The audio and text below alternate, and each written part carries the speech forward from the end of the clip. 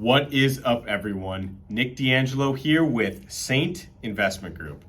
You know, I was thinking recently, we spend a lot of time doing really in-depth economic research because it's part of our job. We run an investment fund for real estate, so us knowing and looking for leading indicators, aka economic data that tells us what's going to happen ideally before we see those things happen, some things that are signs of things to come, right? So we look at a lot of different data across many different sectors of the economy very regularly. And I figured that what would be cool is if I started sharing that with you guys a little more regularly, because we're already doing the research. I read tons and tons and tons of data regularly to check in on our economy nationally and the global economy, and in California, my local market. So I figured I'd share that with you. So I think I'm going to start doing that more often so that you guys can get an idea what's going on. Mondays will probably be what the start of this will look like. And I don't have the exact frequency, but regularly as the data compiles and as we research it and have good information and updates for you guys, we're going to start doing cool stuff. So today, what do we have? A really interesting entire report on the state of the future workforce, which is the youth of America, right? So it's how much the youth is making. What's the oldest cities in the country? What are the new oldest cities in the country? What are the youngest cities in the country? Where the youth are making the most and where they're making the least in the entire country. So this says a lot. This is literally directly correlates with where the future cities and powerhouses of the economy, of the U.S. economy, are going to be. So that will be kind of like the last and final. So stay and watch through the video or fast forward to whenever that piece is, and we'll get through some of the other economic data. But there's a ton of info that I'm happy to share with you guys. It's going to be really cool. So first things first, just as a general overview, the Security and Exchange Commission released considerations for investment professionals when transitioning to alternate reference rates, including disclosure obligations. So basically, when you're doing new loans, there's a whole new set of rates, a whole new set of considerations and reference rates. So this will help consumers quite a bit. I think this is a great change. The next item is, let's see, in November, 210,000 new non-farm jobs were added to the U.S. economy. Huge win. We want to keep that number going and going the right direction, especially when there are things like labor shortages and major issues that we've been dealing with. The international trade deficit, there's an update on that. It was $67.1 billion in October, which is down actually 17%. So that's improvement from September, right? This is from the Commerce Department. Exports increased 8.1% to 223 billion, which is good, right? We want to always be boosting our exports. It shows that the international community and us are interrelated, and we always want to keep exports, ongoing from the U.S. as it boosts the economy quite a bit. Let's see. The service sector, this is important. Non-manufacturing job index increased 2.4% in November to land at 69.1, a record high for the 18th straight month of growth. So that's big. That's what we want to see. Those are big things for our economy, is things going the right direction in the midst of all the bad stuff we're dealing with, right? Let's see, a couple other notes. Some of these are just for fun, and some of them are very important. For Southern California, for my friends and my neighbors in Southern California, the region's unemployment rate in September is 7.2%, which is well above the state and national averages, which are 6.4% for the state of California, which really sucks and is not competitive at all nationwide, and 4.8%, which is the national average of unemployment. Okay, so basically Southern California sucks for unemployment right now, and they significantly need to get together on that issue. Here's one that's very important. Employment laws that are very interesting. Most importantly, this is kind of just a fun one that's very interesting, that I found interesting. Emotional support animals, okay? Emotional support animals. I didn't realize that if you say it's an emotional support animal and it's not an emotional support animal, that is literally punishable by imprisonment in jail.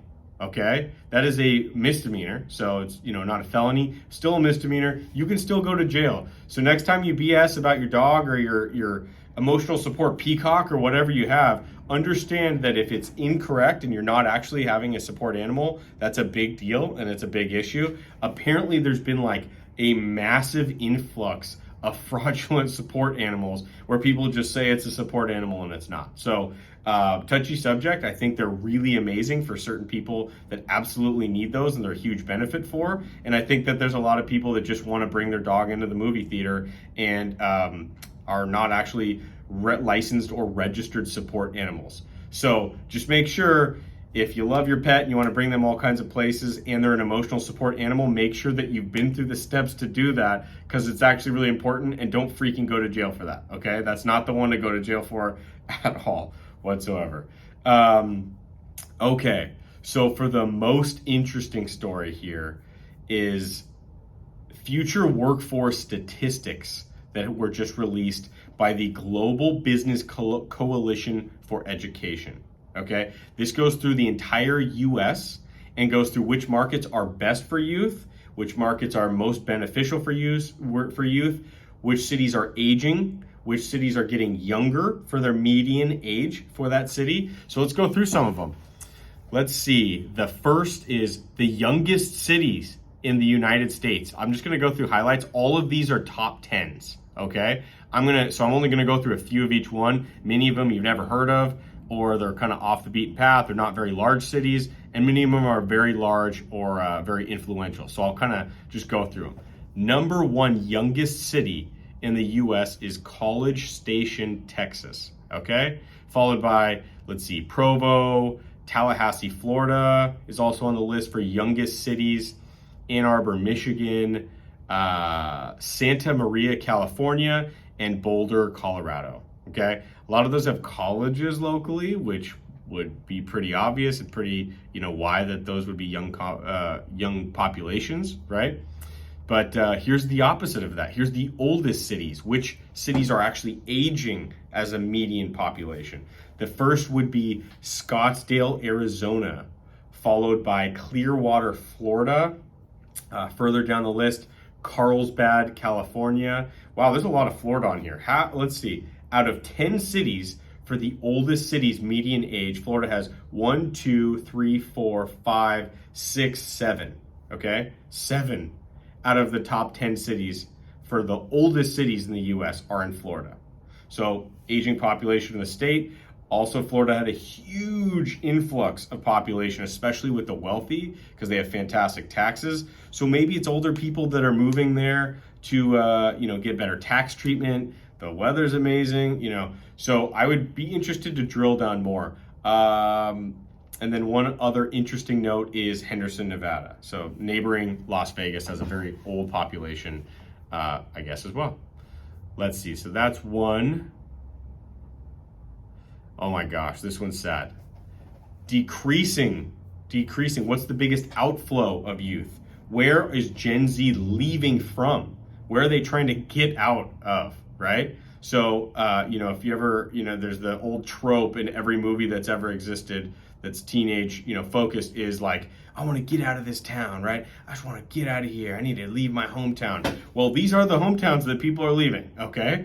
So let's go through them. Number one, with a 49.2 negative percent loss of their youth in that area, is Torrance, California, okay? That means 49% of the youth left between the ages of 15 and 24. That is like insanely massive, right? That's a huge number.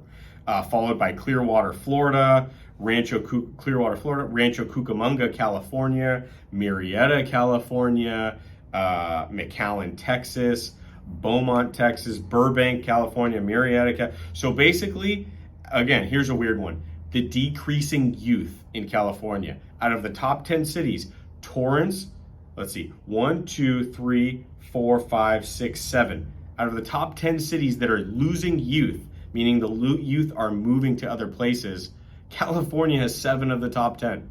California clearly, from just this data, is losing its youth to other parts of the country, right? That's not good. These are future wage earners. These are future, political leaders. This is the future of the state that's leaving, right?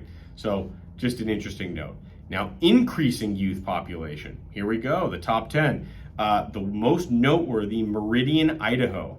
So Idaho is gaining Meridian, Idaho is gaining a 26.7% in youth last year. That's insane. That's a huge influx, right? And all of these are near 20%.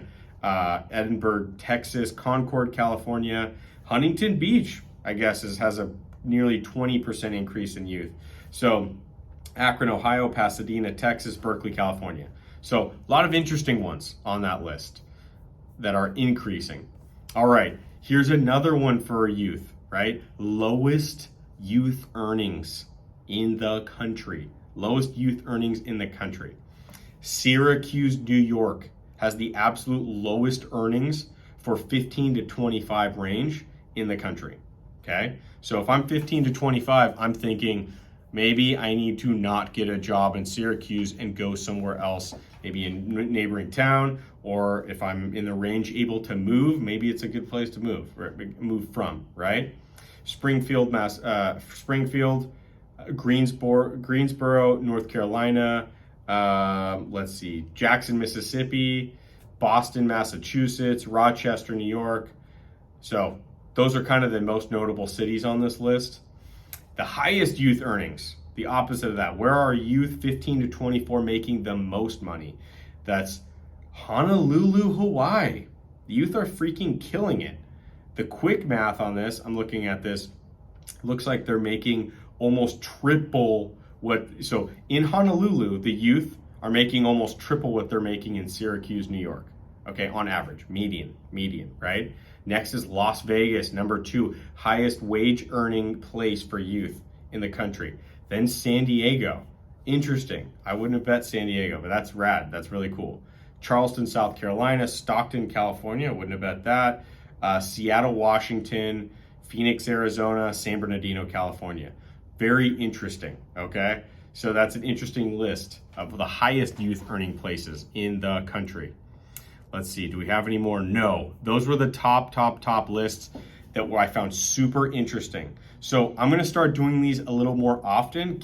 I'm probably gonna keep them more concise in the future, just to get a quick overview of national, some local markets that might be really interesting, and cool studies, leading indicators on economic data. So what would I say on this? I would say, I think that what we're seeing today, where the youth are going and leaving from, right? What they're making in certain places versus not making in other places, these are leading indicators of what those markets will be like in the future, okay? That's very likely. Not for sure, something to keep an eye on, but if you see things come up on certain lists, it's worth making a note and understanding that. So, Nick D'Angelo with Saint Investment Group, thank you so much for checking out the economic update on this and on the report of the future workforce of the US that we went through.